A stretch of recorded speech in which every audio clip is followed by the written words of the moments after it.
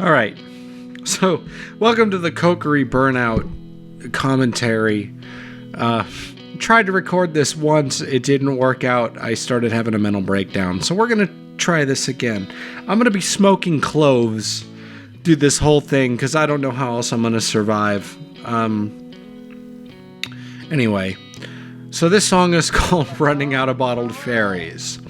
And it was the first song I wrote that I was actually proud of. I wrote it, I composed it, and I remember people hearing it and enjoying it. It was 2013. I was still with my ex-wife, and there was this girl I went to high school with who I was friends with, but like I wanted to fuck her, real bad. And I knew her before I met my ex-wife, and my ex-wife was essentially a surrogate for this girl.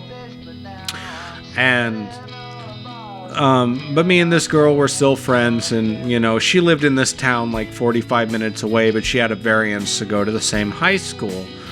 And one day I was driving her home, and, on the way back, I wrote this song in my head.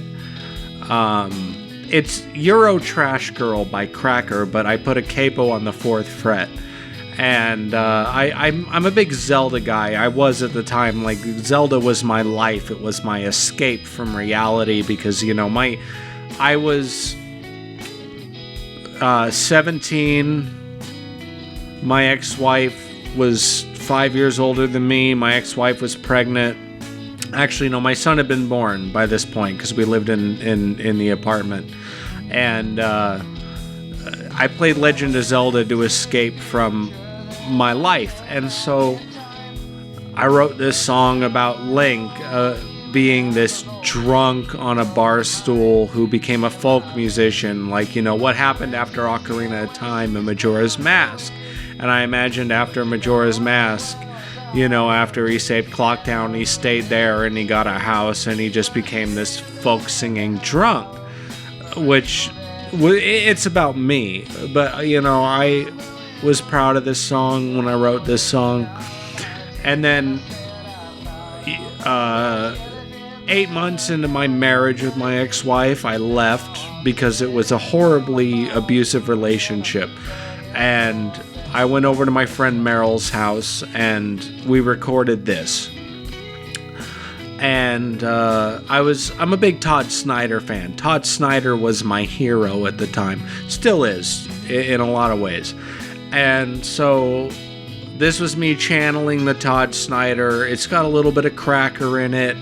It's got the Zelda influence in it. And to be honest, this is about the best the album gets. This is the best part of it. So the rest of it's just going to get really bad. And so what happened is, after I got divorced, I moved back in with my dad, and I started doing cough syrup because I was drinking a lot when I was with my ex-wife. But when I didn't have somebody of age to buy me alcohol anymore, and I had drank my way through my dad's liquor and then lied to him about it, even though I had obviously drank his liquor, he knew. I started doing cough syrup because I was 18 and I was able to buy it. Don't do drugs, kids. So that's my big thing here with this commentary. This has been 10 years. This was 2014. I recorded all this. Don't do drugs. I would drink a bottle of cough syrup a day. I would go to 3 or 4 different stores and I would pick them up so that I wouldn't buy multiple ones at the same time because, there was like a crackdown because, people thought you were making meth with them or whatever. And I was living in a small town.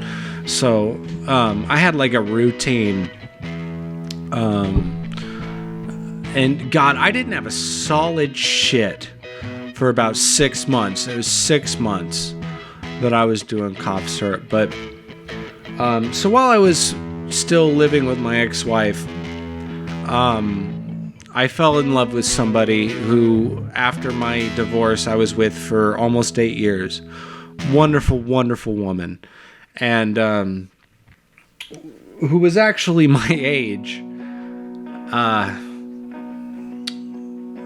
And I'll get into that in a moment, but this song, just to get into this, I wrote this song when I was about 16 years old. I was sitting in my dad's office, at his home office, and I was an emo kid, and my high school years were the late 2000s through the 2010, 2011, and scene kids became big, and I started getting confused with like scene kids, even though I was like clearly an emo kid.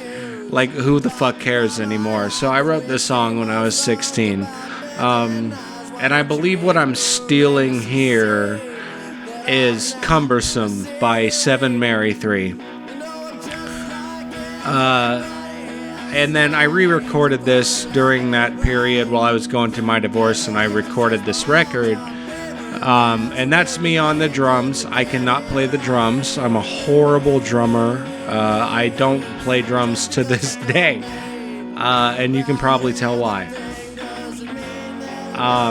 But yeah, I wrote this song. I still have the original lyrics like in a folder somewhere in my stuff from, literally half my life ago. Actually... half my life ago. And, I'm talking about how I'm so smart enough that I could take a Fiero and build a rocket ship out of it. It's just all bullshit.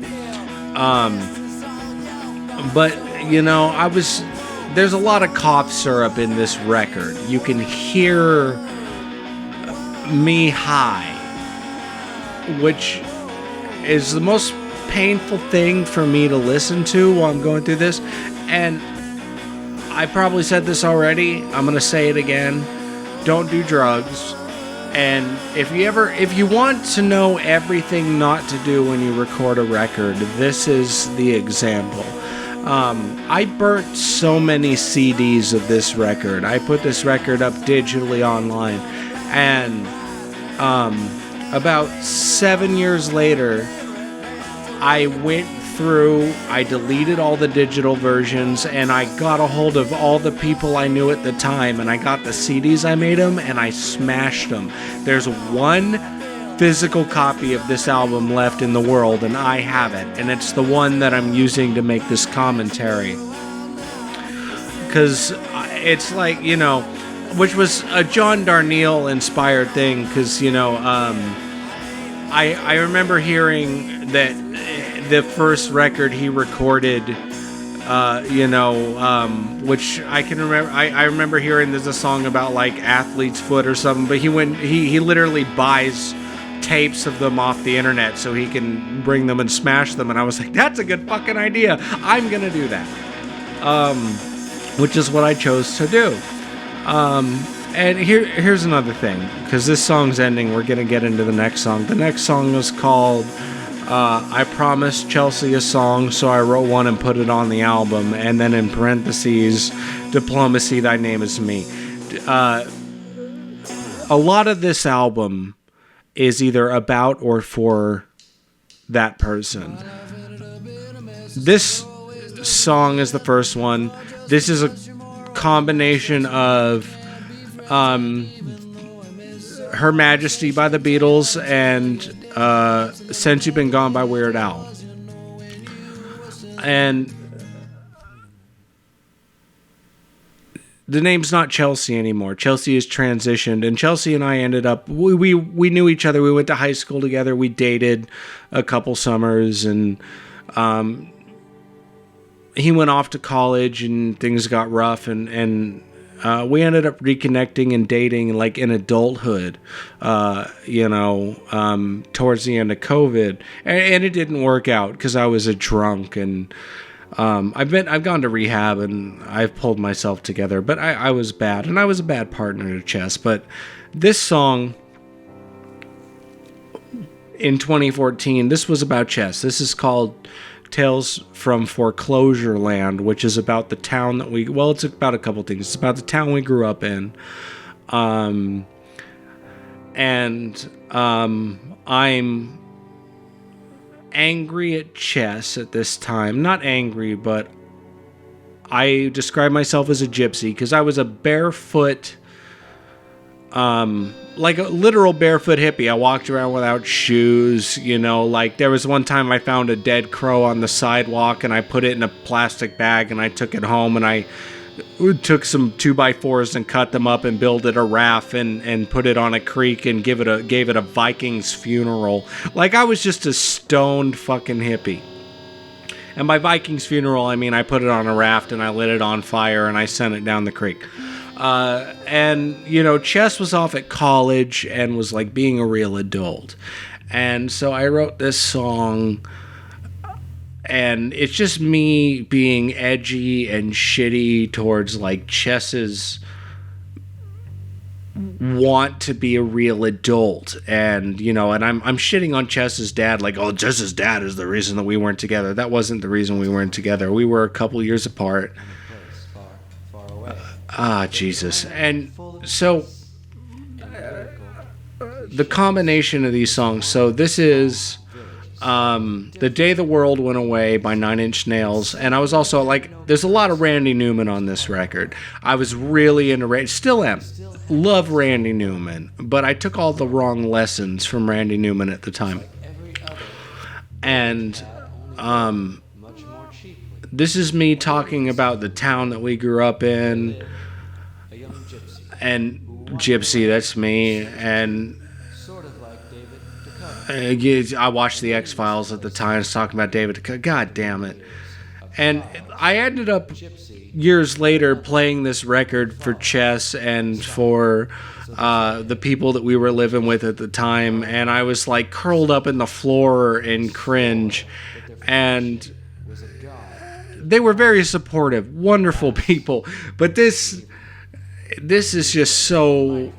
This is me wanting to be a poet. This is me wanting to be just this. And I was. This is before I learned this lesson. So there was 5 years where Chess and I didn't talk, and I learned this lesson that the best apology I could give was to leave him the fuck alone. And that's a lesson I'm trying to still hold on to now after we've been together and after we separated, because the breakup was hard. It really was.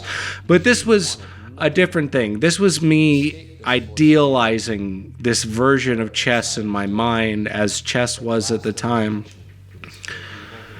And that's me talking about Chess's dad.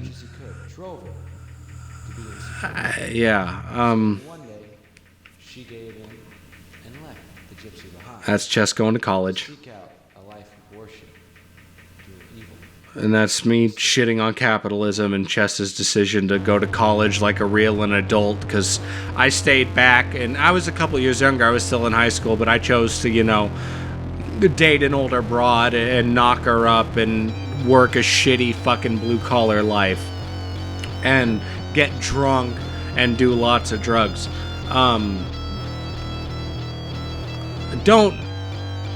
Jesus Christ. So getting back to it, I'm recording this record, so like I'm on a lot of cough syrup. I mean, I got this job at a pizza place, and I'm with, her name was Mac, still is, I believe, and we were just starting out our relationship, and God bless her, she stood by me. She was watching me get just slug cough syrup and getting all fucked up and driving to work a mess, and listening to me record this material about other people. And I wrote her a song called, I wrote Michaela a song called so I'm gonna break away for a minute. I'm saying I hate death nights, go away, because this song's about my life, and then for some reason I decided to talk about World of Warcraft in the middle of it. I don't fucking know why, and this is me trying to be Trent Reznor. It didn't work out. Didn't know how to play a guitar solo. Jesus Christ. So anyway, I'm with Mac, and Mac stood by me bless her. I mean, she's the best. And, there was a point during this time where she called me out on it. She did. She was like, a little while after this was going on, she was like, you were really fucked up and you were on cough syrup, and I was trying to be there and I was trying to help you and because she wanted to take care of my son, because I couldn't do it. I couldn't. I was a horrible father. I was a drunk. I was a drug addict. And I really thought this was art. Like, that's the thing, is like my music at that time was like my entire focus. I didn't care about anything else.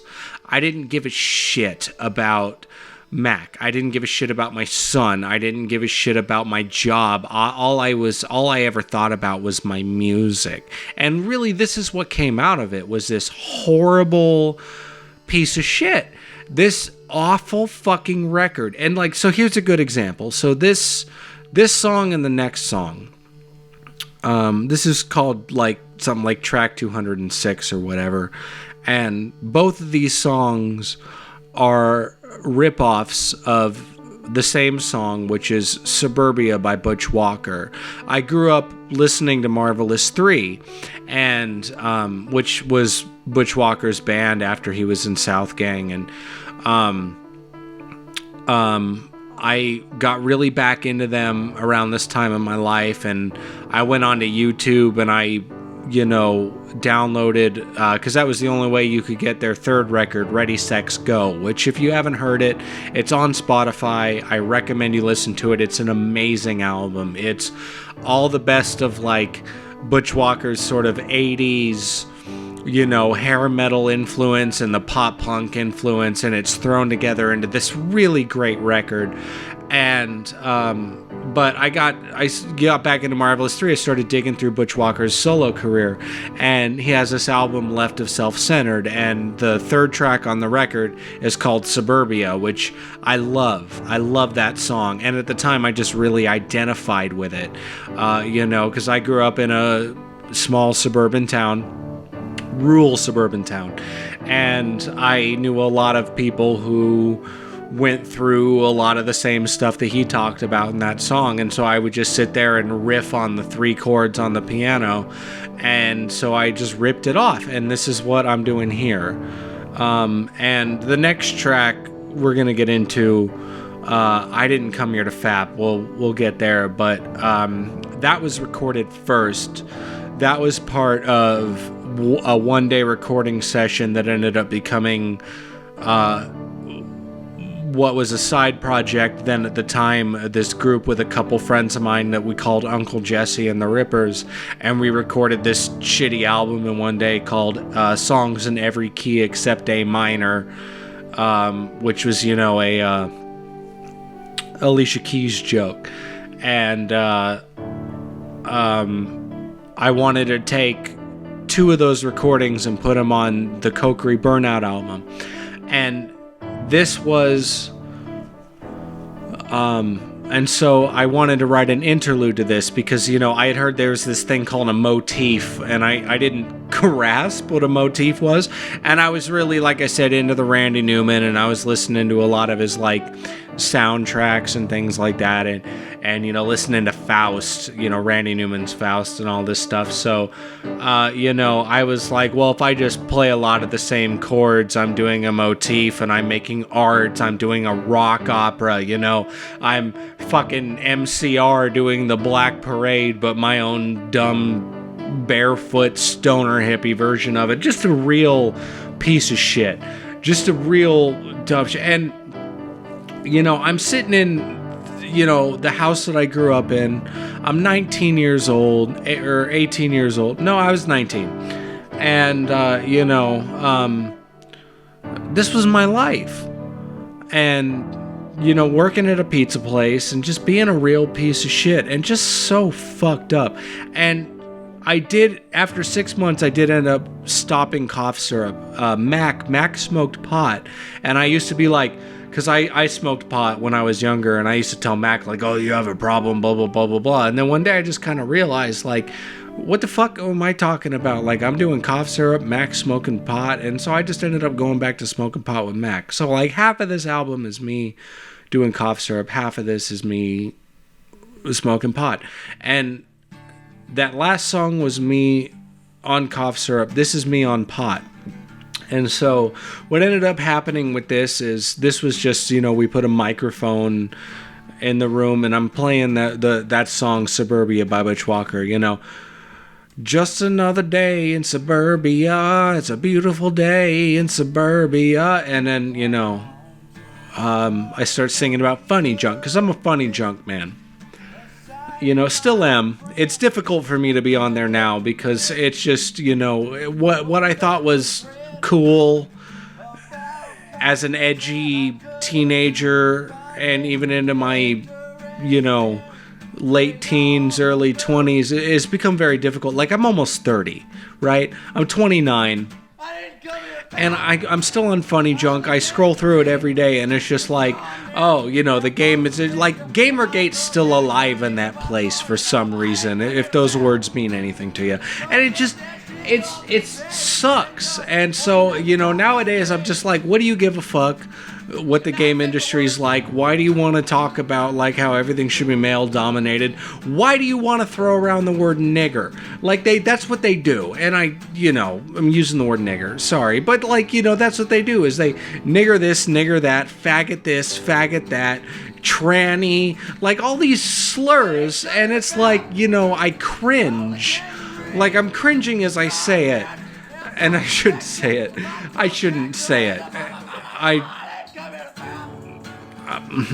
There's no excuse. I'm trying to like find a way to justify the fact that I just use that language, but that's what it's like.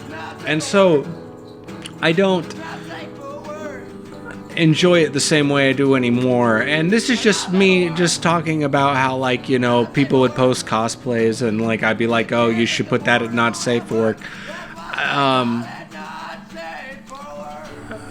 And I hate this song because it's just me screaming, and it's just me glorifying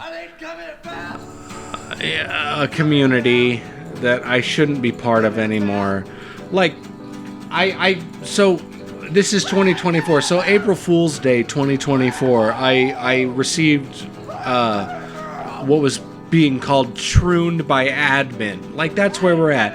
Admin, who's the leader of Funny Junk, was like, I've come out as trans, I'm starting HRT, and I didn't realize it was April Fool's Day. So I was like, hey, good for you. Like, I support you, and, you have at least one person here who cares about you, and live your best life. And then I realized, like, oh, shit, it's April Fool's Day. And then I got slapped with the trans flag, and now I have the title, Got Trooned by Admin. That's the community that I'm talking about. And, I mean, this song was written back more in the days of, like this song was written before the whole like no post on Sunday thing, if those words mean anything to you. There was like a Sunday where everybody just posted the same picture of, that fat fuck from Harry Potter is like, no post on Sundays, and anything else got deleted. That was 2015. This was before that. Which just makes me feel old. It's just awful. Anyway, that's me stealing Butch Walker for 2 songs straight. So this is Neckbeard's Bends. At the time, like I said, barefoot hippie. I was smoking a lot of pot. Michaela and I, we had a record player. We started collecting records. We'd listen to like Sgt. Pepper, Abbey Road, there was an album, Souvenirs. I can't remember who wrote it. Dan Fogelberg. That was it. Stuff like that. And, we would listen to, we would dance to these records, when we were young and pretty and still in love. And one of them was, Pearl by Janis Joplin. And there's a song on there called Mercedes Benz, where she's, like, won't you buy me a Mercedes Benz? And I wrote my own version about being a neckbeard, and how my Xbox had Red Ring, and Microsoft doesn't care, and I wanted, I started my game collection after I went through my divorce, and at the time I really wanted a Super Nintendo. I have one now, and I have a decent collection for it, but this was me just kind of talking about how I wanted my game collection and ripping off Janis Joplin, and just people like this one. People ask me to play this, and I don't want to. I've rewritten certain parts of it, I rewrote this part about how instead of my Xbox 360's fried, it's I've been playing Sonic 06 with them tears in my eyes, which I think is a better line in general. So this is another one that was on that Uncle Jesse record.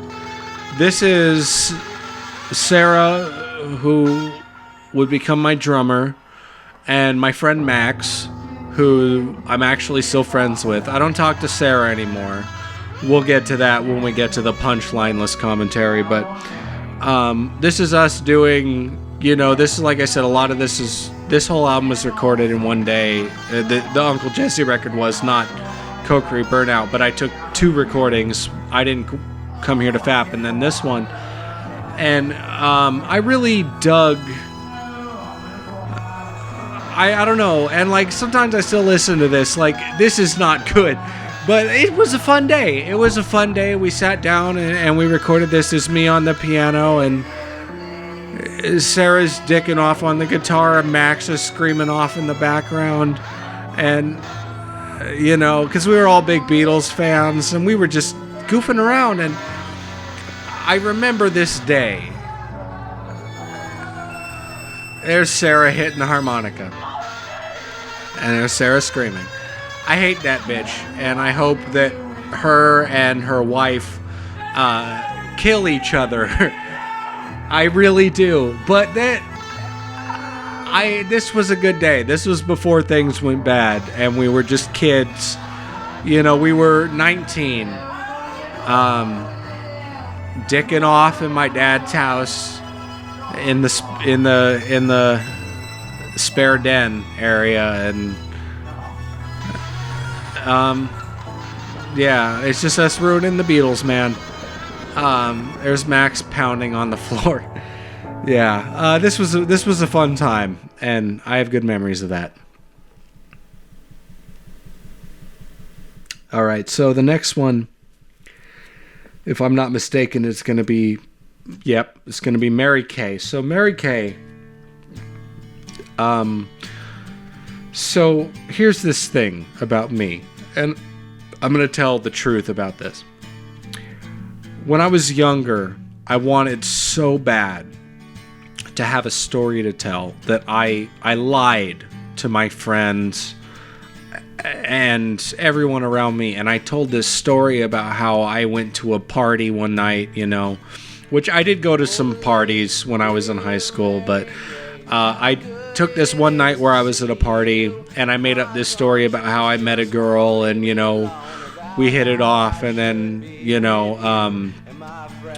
got intimate, and then she ended up drinking herself to death.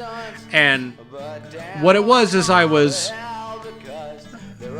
like I said, I just wanted I wanted to have a story, and I wanted people to feel bad for me. I wanted to have a sob story, and I stole, what's that Eminem song where he's like, My Fault. That's the one, My Fault.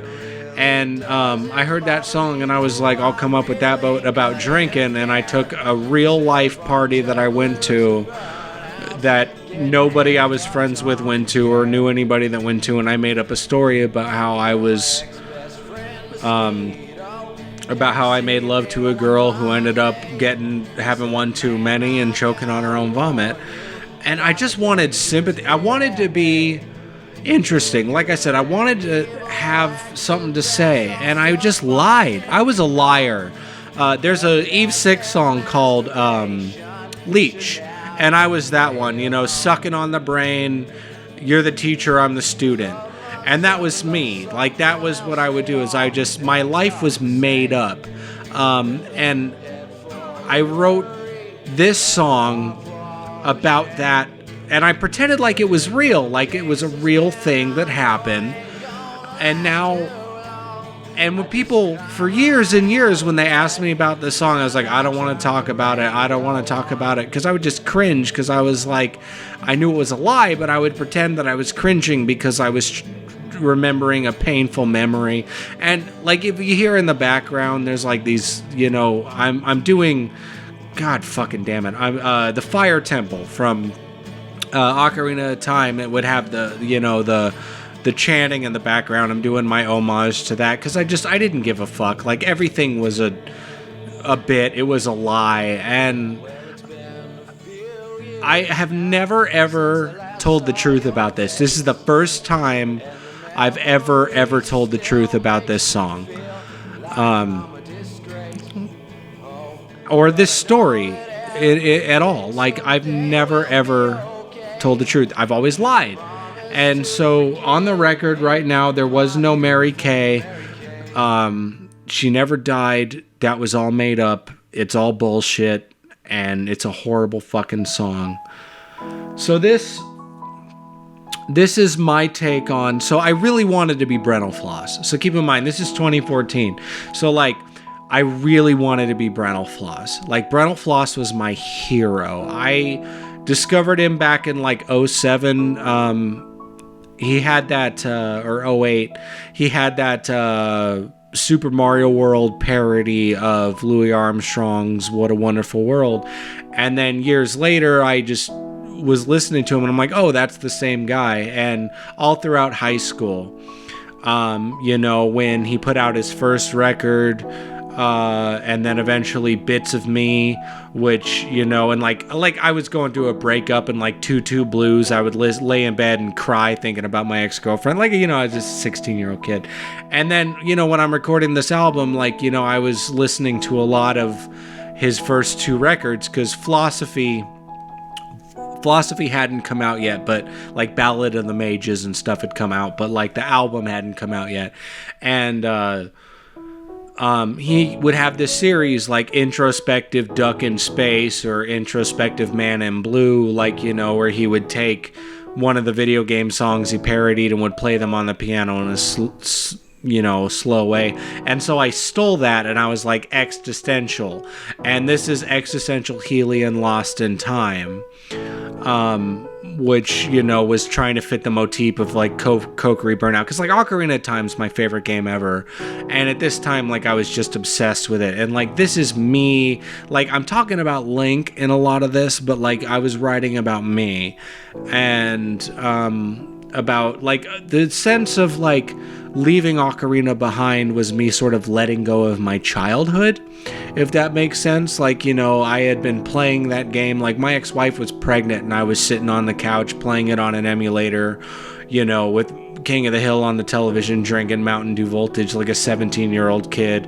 And so after my divorce, you know, and I'm with Michaela, and like, I was trying to write this retrospective is really what it was, of like my childhood as like this kid who like legitimately, like back in freshman year, I was dating this girl and I was still a virgin at the time, and she sent me a text one day and was like, my parents are gone for the day, I'm mad at them, I want you to come over and fuck me in their bed. And I told her, I was like, I'm at the hospital with my mom, you know, because my mom's sick and I have to be here. And really what I was doing is I was sitting around playing Ocarina of Time. Like, that's what I was doing, and I was working on my best time and I didn't want to give it up. And that ended up becoming a running motif with other songs that I'll get into. Like, it ended up becoming a thing with Resident Evil 4 and Another Girl, but like, that was my mentality at the time. So this was me trying to let this go. So this one was also, this is the Overworld theme. This was recorded on Cough Syrup, and I can tell you that because the instruments are off time, and I was like, fuck it. I took one take. Because, you know, I ended up compiling all this stuff together, but I had this idea in my head that the character that I was writing about, because like I said, I was letting go of my childhood, I was putting this person I was killing off this person in my mind. And I did, in a sense. I killed off this version of myself, and I ended up being reborn and then ended up writing the material that would become Punchlineless. But so in my mind right here, what's happening is Existential Healing Lost in Time is like a drug overdose, and then this is the character is dying and he's fading off into he's dying and going on that whole DMT trip or whatever, when like you die and all that stuff's going through your brain. And so I wrote overworld music, and like I said, it's just none of it fits together at all, because like you can hear like all that's out of time. I took one take, and like I said, I was slugging coughs. I was just like, fuck it fucking thing sucks, we'll do it live. And that's what I did. I just fucking did it live. It was awful. It was horrible. And I really thought this was art. Like, I was at this time in my life where I was like, this is my fucking mixtape. I was like Filthy Frank, like, he does, I think he's like, hey, check out my mixtape. Check out my mixtape, bro. Like, that was me. Like, I was like, I wrote an email to Ego Raptor where I was like, hey, I love your shit, and you seem like a down-to-earth human being. How do you start a YouTube channel? By the way, I'm working on this record. I hope you check it out. That was my mentality. And Mac, I remember I showed Mac the email after I sent it, and Mac was like, no, that definitely sounds like you. And I was like, yeah, it does, doesn't it? And then years later, I was like, oh shit, that was not a compliment. I was just delusional. I was so fucked up.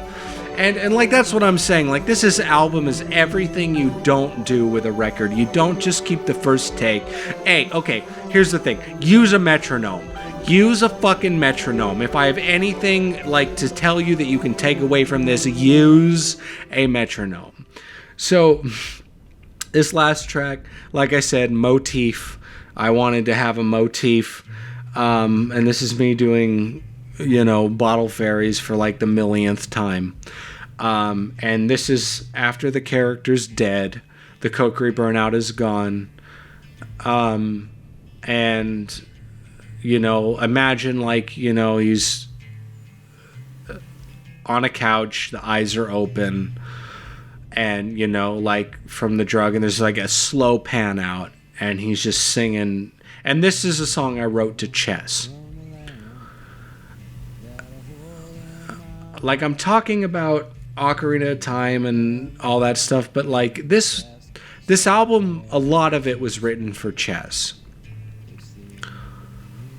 I was saying goodbye.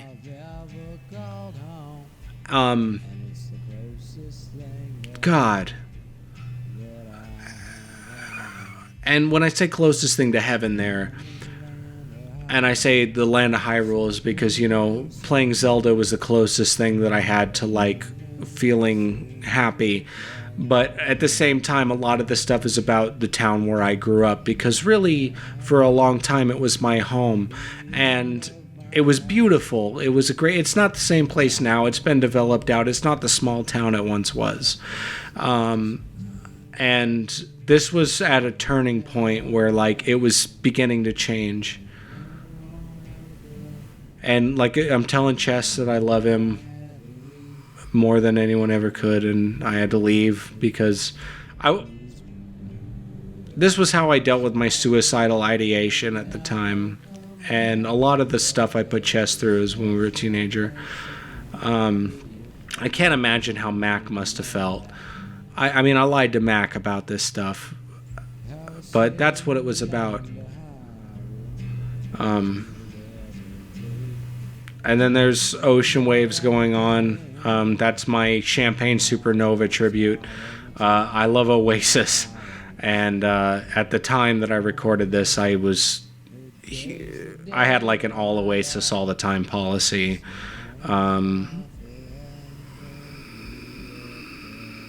And I'll forever be your fairyless guy. Yeah. That's how I wanted Chess to remember me. And then there's the heartbeat where it slowly goes out. And so now there's going to be some silence because I put a bonus track in here. So that's Kokiri Burnout. Don't do that. don't record records like that. And definitely don't come back 10 years later and try to talk over it and talk about it. Because, like, this sucked. Like, this was horrible. This was a painful experience. I hate everything that I did here. The mixes are bad, and like Running Out of Bottle Fairies, for example, like, was a good song, and like that was like the first version of it. I re-recorded it and re-recorded it over and over and over and over again because I wanted to get it right. It was my magnum opus. And now it's 8 years since the last time I recorded a version of it, and like I don't even like that song anymore. And I've written so many better songs. And okay, there's a sound. So we're going to get into the bonus track. So, like I said, I like Randy Newman. Wow, it is really coming down today. I'm going to let this one roll for a minute. Great. That fucks up all my plans. Hey, Sean? Yes, Sean? Would you like to do some Randy Newman? Sure. Why not? So just to blow off some steam, this is me doing Short People. I'm just going to sing along with this and have a good time. So thank you for listening if you've made it this far. That's Kokiri Burnout. That was my miserable life. And this is Randy Newman. It goes like this. Short people got no reason. Short people got no reason. Short people got no reason to live. They got little hands, little eyes. They walk around telling great big lies. They got little noses, tiny little teeth. They wear platform shoes on their nasty little feet. Well, I don't want no short people. Don't want no short people. Don't want no short people round here. I'm gonna light my smoke. Listen to Randy Newman. And I recommend the best album, Good Old Boys. Listen to that record, it's perfect. Short people are just the same as you and I. Fools such as I, all men are brothers until the day we die. Well, it's a wonderful world short people got. Oh no, I'm doing the piano. Oh shit. Short people got nobody. Short people got nobody. Short people got nobody to love. They got land so low, we gotta pick 'em up just to say hello. You got little cars that go beep, beep, beep. They got little cars that go to deep, deep, deep. They got little something about to get 'em every time. Well, I don't want no short people. I don't want no short people. I don't want no short people round here.